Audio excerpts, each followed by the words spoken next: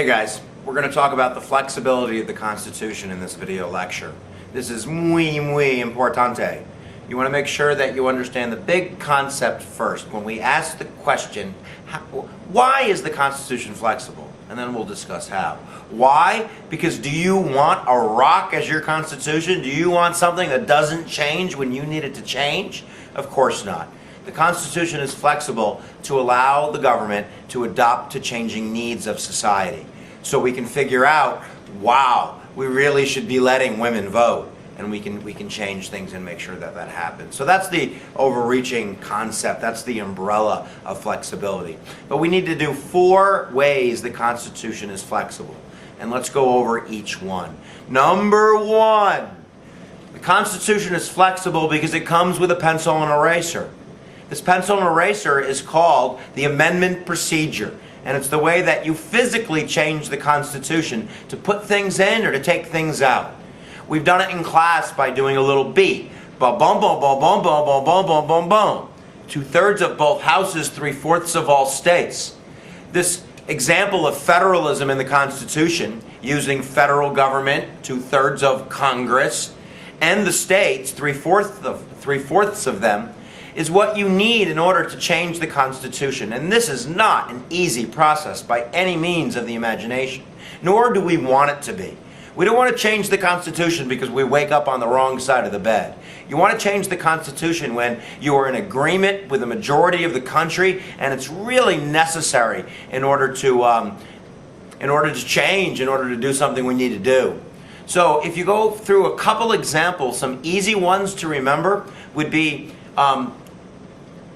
22nd Amendment, 2-2, no 2-2. 22 is no 2 terms. When FDR broke this unwritten rule, which we'll talk about in a second, the Constitution was changed in order to make sure that no other president would serve more than 2 terms.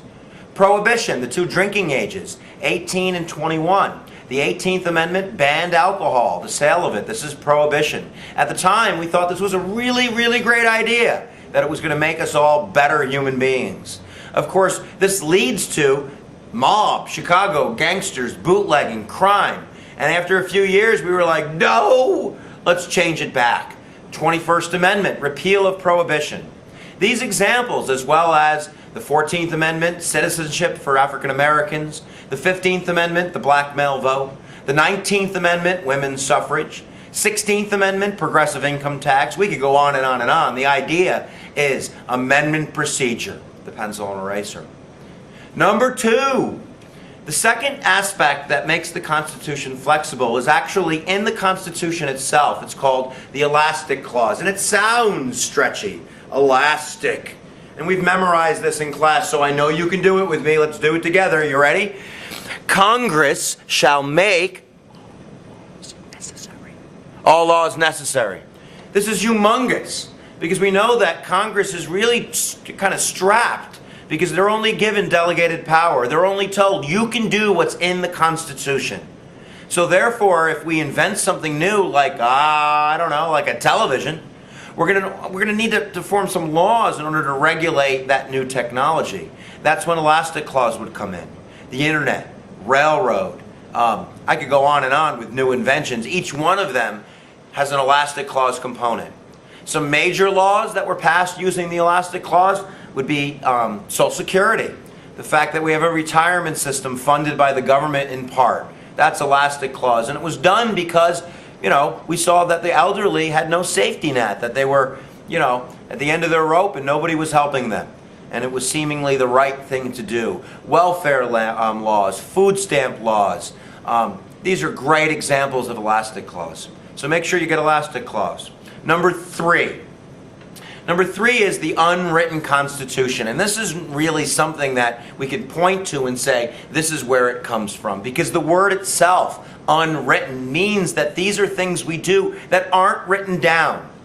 I always associate unwritten Constitution with tradition. It's not a rule you open presents on Christmas, you just do. And it's the same thing with the government. It's not a rule that we have 2 major parties, it's just always been that way. It's not a rule that you have a presidential cabinet, a secretary of defense. However, I would think that we would need one.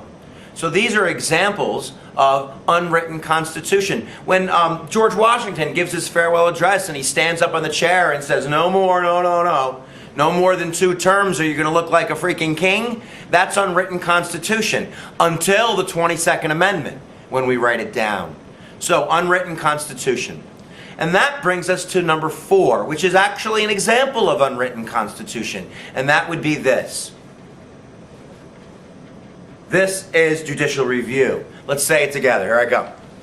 Marbury versus Madison established judicial review. Our first Supreme Court case, way back in 1803, when the court first got the chance to review a law.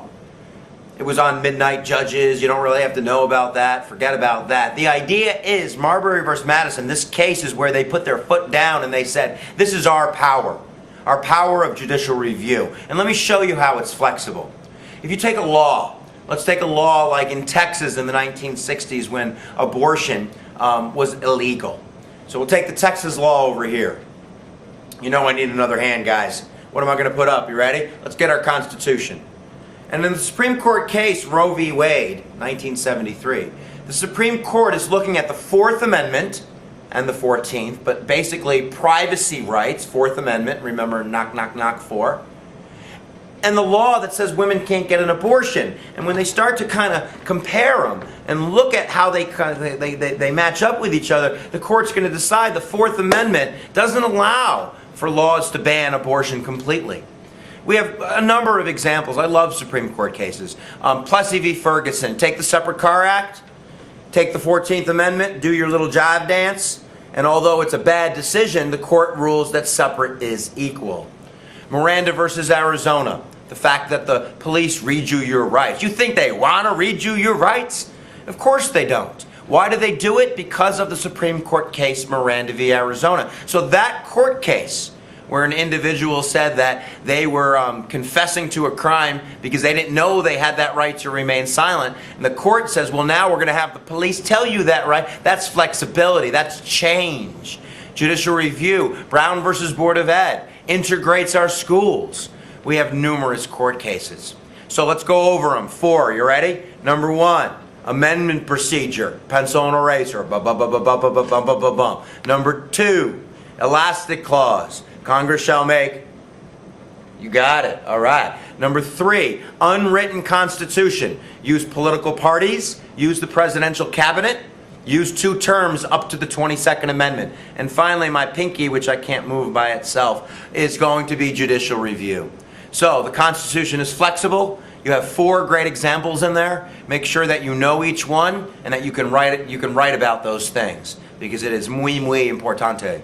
So this would be Mr. Hughes saying goodbye. Make sure that you study, and where attention goes, energy.